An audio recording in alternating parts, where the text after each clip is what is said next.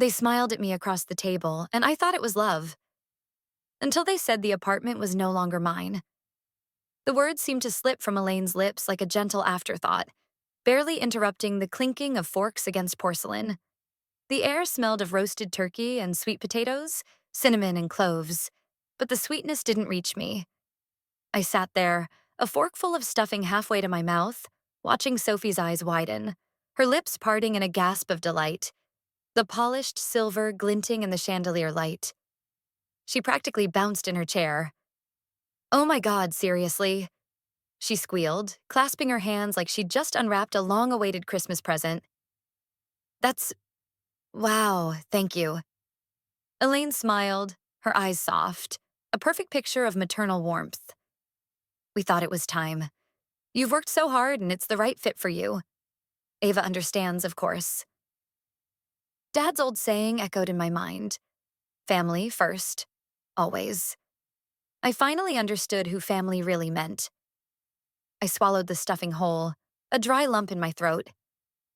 The conversation around the table seemed to melt into a distant hum, voices blending into the clatter of cutlery and the occasional pop of wine corks.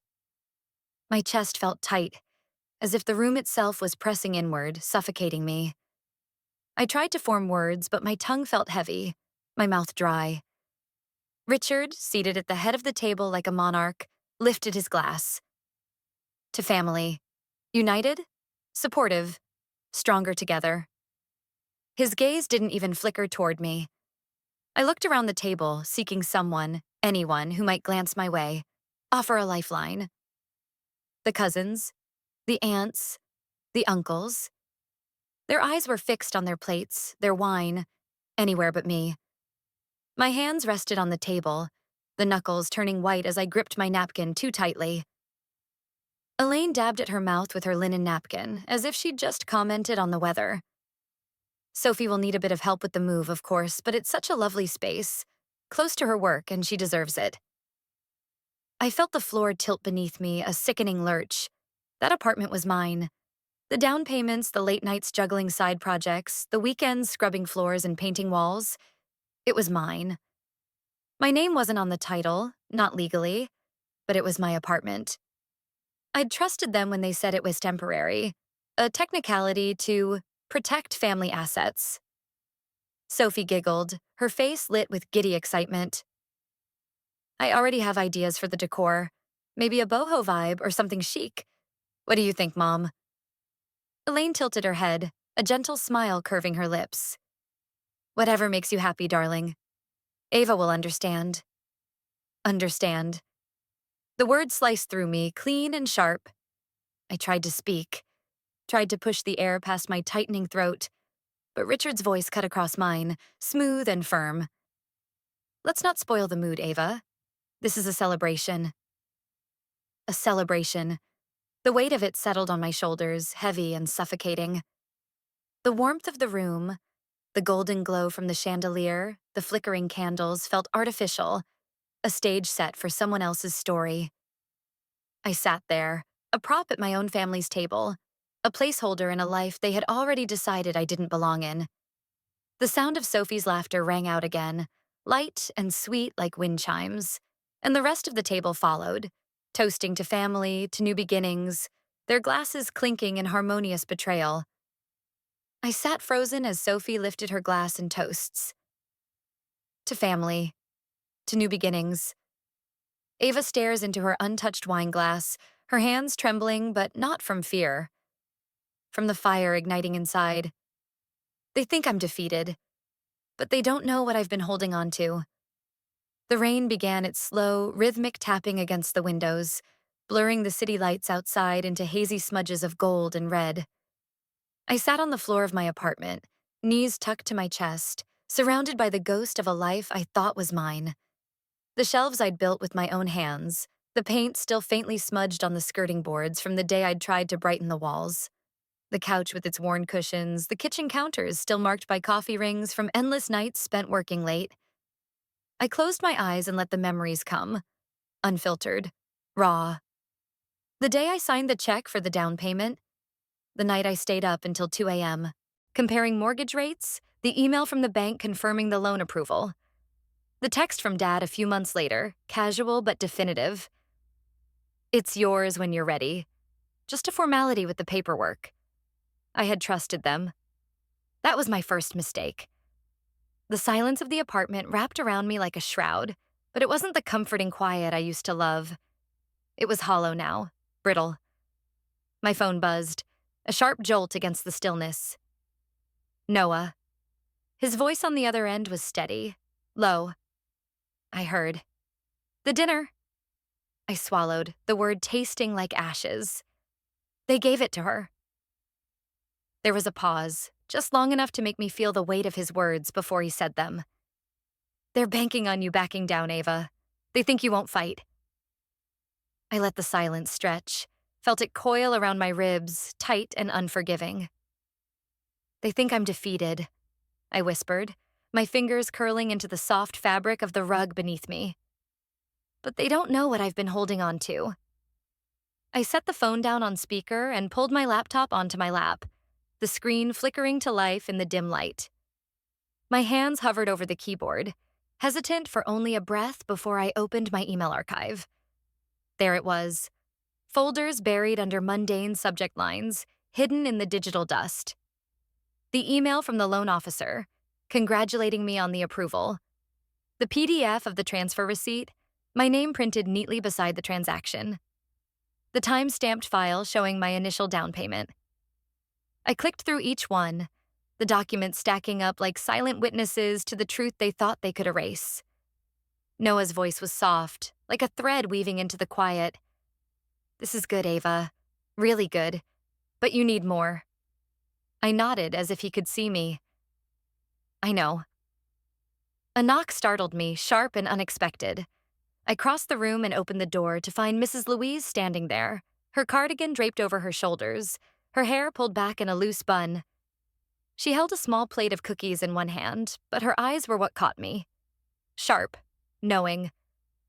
I remember when you were painting these walls yourself, she said gently, her voice warm but edged with something firm. I blinked, the words catching me off guard. You do? She smiled faintly, nodding. Took you 3 days, if I recall. That stubborn streak runs deep, Ava. I exhaled slowly, something unspoken passing between us. She handed me the plate, her hand lingering on mine for a brief second before she turned and walked away. Back in the living room, I sank onto the couch, the documents open on my laptop, my phone screen dark beside me. My heart was pounding, not from fear, but from the sudden, undeniable clarity that I wasn't powerless. Not entirely. I reached for my phone, scrolling back through my voice memos, the static hum filling the air until I heard his voice. Dad's voice. Calm, measured, like he was explaining something simple. Sophie will get her own place when the time's right. The time never came. A notification flashed across my screen. A new text. Hey, I'm moving this weekend. Hope you're okay with that. Ava's lips tighten. They thought I'd stay quiet, so I let them believe it, just long enough to watch them crumble. Sunlight streamed in through the living room window, casting harsh lines across the chaos Sophie had already begun creating. Boxes were stacked haphazardly, some still half-packed, others torn open with clothes spilling out. A pair of shoes, brand new, still in their box, sat on the kitchen counter like a casual afterthought. It was my apartment, and yet it felt like someone else's space now. I walked slowly through the room, fingertips grazing the back of the couch, the edge of the coffee table I'd assembled myself on a rainy Saturday. My jaw tightened. The framed photo of the skyline I'd hung on the wall was gone, replaced by a generic print of pastel flowers. I pulled the small black camera from my bag and crouched near the bookshelf, hiding it behind a row of paperbacks. The lens blinked once, then stilled. My hands worked quickly, placing a second device under the console table by the TV, angled to catch the entire living area. The apartment's silence hummed around me, broken only by the faint sound of my own breathing. Noah's words played in my mind, clear and steady.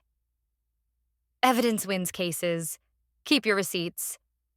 I opened my laptop at the kitchen counter, connected the camera feeds, and waited. Hours passed. The sun shifted, pouring a softer light through the windows, dust motes floating in the golden beams. The apartment filled with Sophie's perfume, the sharp click of her heels as she pranced in and out of rooms, talking to someone on the phone. It was easy. Ava won't fight back. She never does, she said, laughing. The sound rang out sharp and carefree like a bell in an empty church. I leaned closer to the screen, my heart thudding in my chest. The feed was clear. Her voice, her face, the way she sipped from her coffee mug like she owned the place. She called it her new apartment. Noah's voice crackled through my earbuds during our late-night call. I'd sent him the file. "This will hold up," he said, his tone even but certain. "Keep everything backed up. Don't delete a thing." I nodded, even though he couldn't see me. "I won't." The next morning, I printed out the key documents. Loan approvals, payment receipts, the email from Dad promising it was mine. I added the surveillance screenshots, each time-stamped, each one a sharp nail driven into the coffin of their lies. I sat at the table, staring at the growing stack of papers, my hands steady for the first time in days. Sophie didn't even knock when she burst in later, phone in hand, waving it like a flag.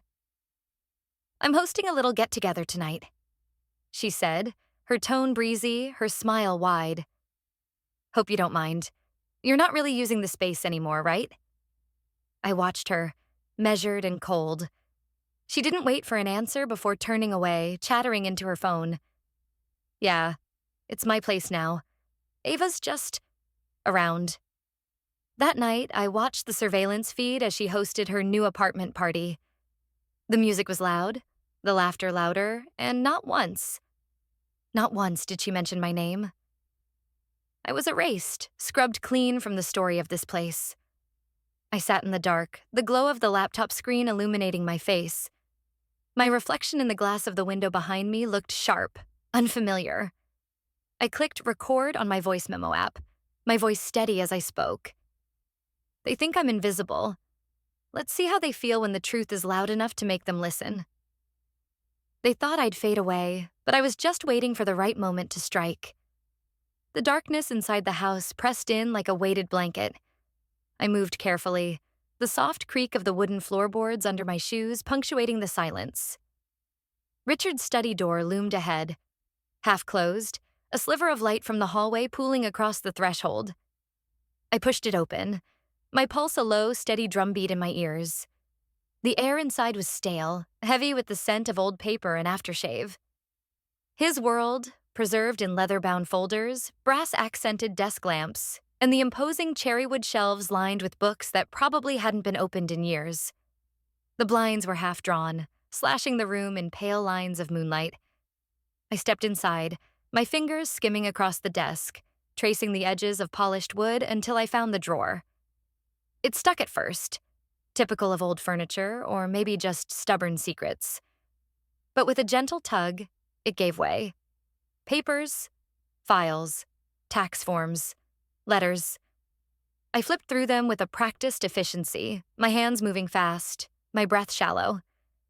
And then, nestled beneath a folder labeled Family Trust, 2020, a small black voice recorder. My heart stilled. I pressed play. Richard's voice crackled through the tiny speaker, calm, almost bored. "Let's just tell her it's a family decision. She won't fight back. She never has." The words hit me like cold water, both expected and yet sharper than I imagined. I clenched the recorder in my hand, the plastic edges digging into my palm. The quiet rage inside me coiled tighter, more focused than before.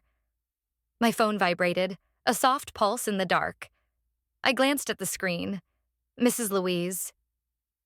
Her message was simple. "If you need someone to speak up, I'm here." A breath I didn't know I was holding escaped in a slow, measured exhale. I slipped the recorder into my bag, checked the time, 1:12 a.m., and let myself out, careful to reset the door exactly as I found it. Back in my apartment, I sat cross-legged on the floor, Sophie's half-unpacked boxes casting long shadows in the dim light. The walls seemed to press closer now, the silence no longer suffocating, but expectant. Noah's voice came through on speaker as I laid the papers out in front of me. "Okay," he said, steady, measured. "Let's go over this again. The receipts? Check. The loan approvals? Check. The surveillance footage? Solid. And now, the voice recording." I nodded, though he couldn't see. My hands moved methodically, assembling the files into a single, airtight folder. My laptop screen glowed back at me, the cursor blinking at the top of an empty email draft. The subject line read simply, "Family meeting. Tomorrow at 7 p.m. I hovered over the send button, the weight of the last few weeks pressing down on me. Every conversation, every slight, every stolen piece of my life. They thought they could silence me. I clicked save but not send. Not yet. The storm wasn't coming. It was here. Tomorrow, it's their turn to listen. They wanted to silence me, but I made sure they heard every word. The dining room felt colder this time, the warm glow of the chandelier casting long, sharp shadows across the polished table. The same plates, the same chairs, the same silver candlesticks, but the air was different. Thicker, heavier. They all sat waiting. Elaine at her usual spot, poised and elegant. Richard, stern-faced, fingers steepled like a judge ready to deliver a verdict. Sophie, fidgeting, her phone half hidden in her lap. I stood at the head of the table, my back straight, heart steady. "Thank you for coming," I began, my voice calm, measured, almost too even. The words felt foreign in my mouth.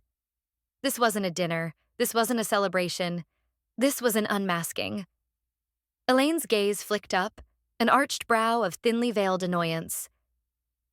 "Ava, dear, is this really necessary?" I heard her voice from that night, sharp as crystal. "Let's not make a scene, dear," I thought. Too late for that. I tapped my phone, and the room filled with the crackling sound of Richard's voice, the recording playing loud and clear, each syllable punctuating the silence like a gavel. "Let's just tell her it's a family decision. She won't fight back. She never has." A sharp intake of breath from Sophie, the color draining from her face. Elaine's fingers froze on her wine glass, knuckles whitening, a tight smile flickering and vanishing. Richard's face hardened, but there was a flash of something else. A flicker of doubt. A slip in the mask. I let the recording play, let it echo through the room until it ended, the final click of the stop button leaving a hollow quiet. Before anyone could speak, I projected the footage from my laptop onto the TV screen, the grainy video unmistakable. Sophie standing in the living room, grinning, her voice sharp and clear. "It was easy. Ava won't fight back. She never does." The words hung in the air like smoke, curling around each face, forcing them to inhale the bitter truth. Mrs. Louise's voice broke the silence, soft but firm. She shifted slightly in her chair, her hands folded in her lap. I remember when Ava was painting those walls herself. I saw her sign those papers. I remember the day.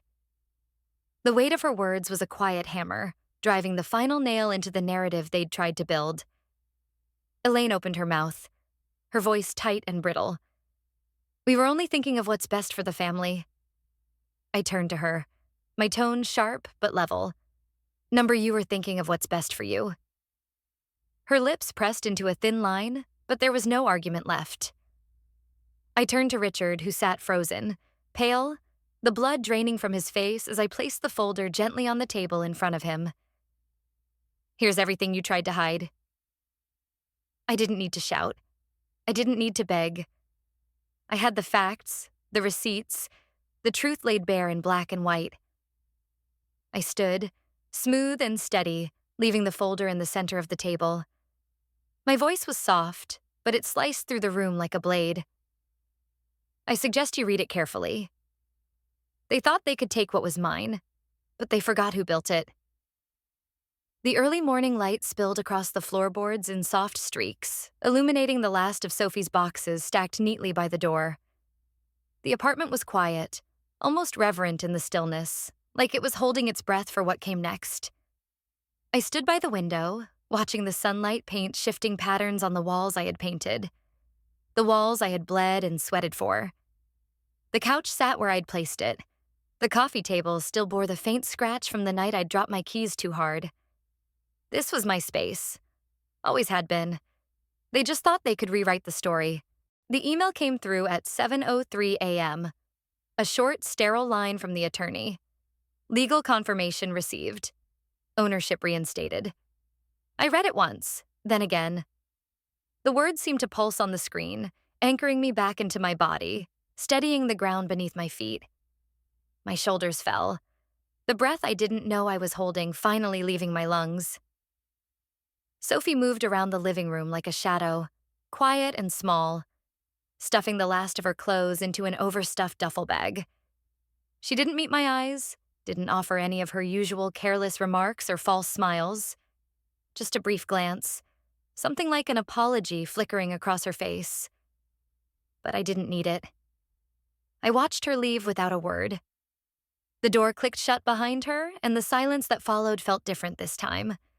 Not suffocating, but clean. I walked the perimeter of the apartment, running my fingers over the shelves I'd built, the paint I'd chosen, the small dent on the wall from when I'd tried to hang a frame by myself. This was mine. The life I'd built. No one could erase that now. My phone buzzed, a soft hum against the countertop. Noah's name lit up the screen. "You did it," he said, his voice warm, steady. I let the quiet settle between us for a moment before I replied, "No." I just took back what was already mine. As I watered the plant by the window, a tiny pothos I'd kept alive through forgotten mornings and long nights, Mrs. Louise appeared at her window across the courtyard. She lifted a hand, a small, knowing wave, the corners of her mouth turning up ever so slightly.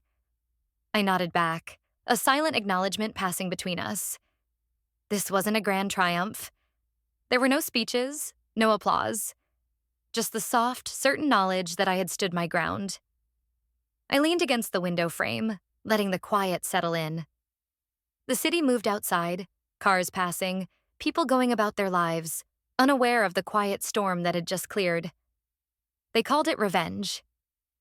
I call it balance. A soft ping broke the stillness. A text from Noah.